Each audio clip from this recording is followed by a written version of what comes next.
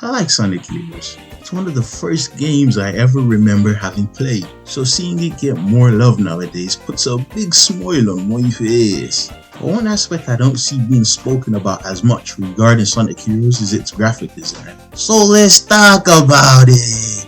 Now, although there's not one specific guy with the title of graphic designer for this game, we can be fairly certain that most of the graphic work done for things like the HUD, the pause menu, the save screen, and all of this good stuff are direct contributions from Sega staff members Yuji Iwakawa, Takeshi Ichimura, and Ryotaro Ishihara.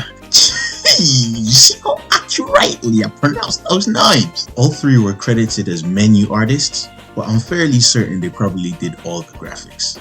Seeing as both Ichimura and Ishihara are both credited as graphic designers on other Sonic games. Ichimura was actually credited as doing the graphic design for Sonic Mega Collection. That's kind of a big deal. That game's visual presentation is one of the biggest reasons it's fondly remembered behind the music, and it kind of makes sense that somebody that could do that could do this. You can even see the slight hints of an artistic style when you compare the two.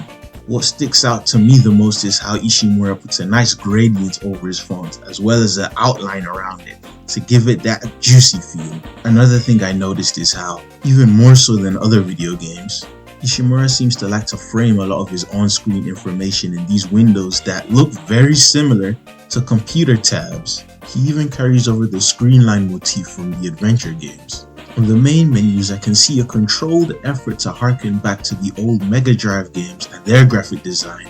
This can be seen in the use of colorful geometric shapes, and the literal shout out to Sonic 2 on the level loading screens. I mean, come on, man.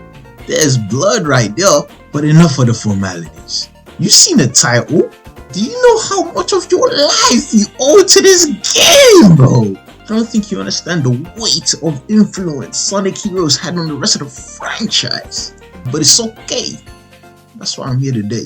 Just sit back, relax, and subscribe, and I'll walk you through how Sonic Heroes is the turning point for the series' visuals going forward.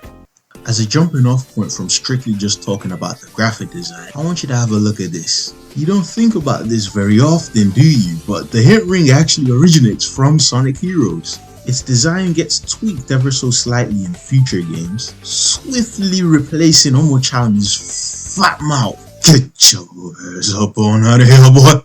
But I don't know, I've always had a fondness for this original design. Its translucent colors and lack of depth in comparison to some of its further iterations always seemed cooler to me.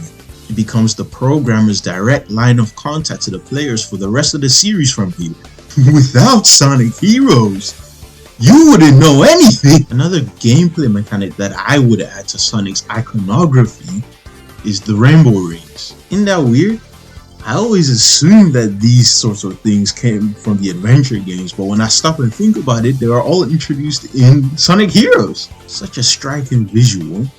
It's video gamey but natural at the same time. Rings seem to be used for all sorts of things in Sonic's world, seeming less like a video game mechanic and more like a natural phenomenon, the same way loop-de-loops are. So it's actually quite diegetic having them things floating there.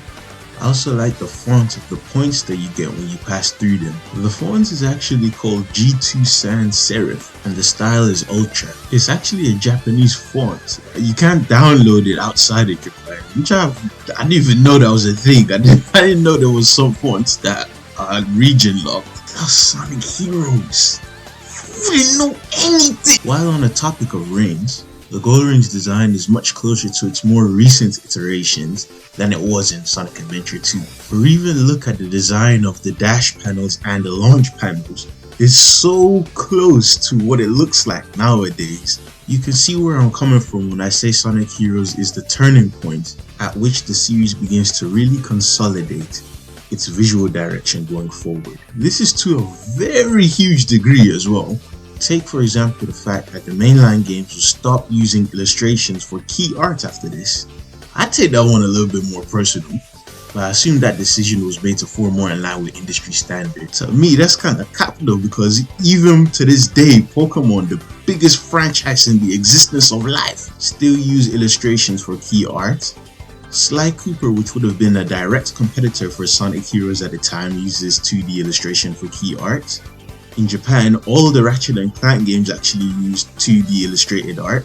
And Sonic Team themselves were still using Yuakawa's art on other games that they were releasing at the time. Don't get me wrong at all, I really like the CG renders for this game. However, I think it would be kinda cool if they mixed it up every now and then.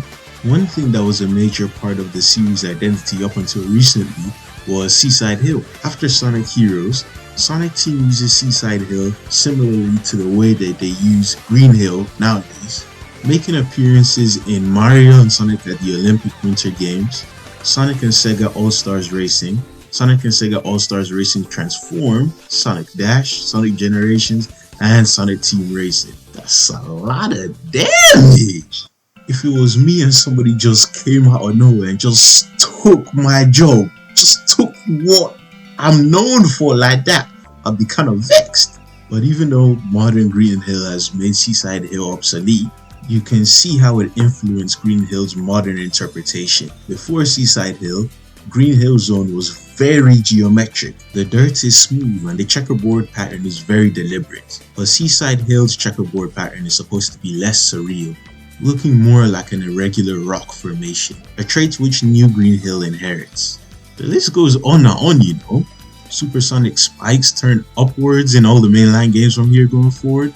Eggman stops using animals to power his robots.